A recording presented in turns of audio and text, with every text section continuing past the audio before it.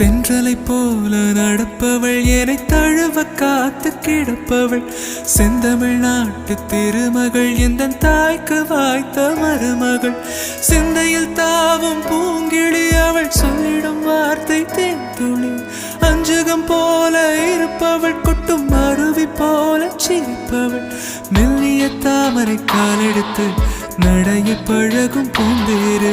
மெட்டியை காலில் நான் மாட்ட மயங்கும் பூங்கொடி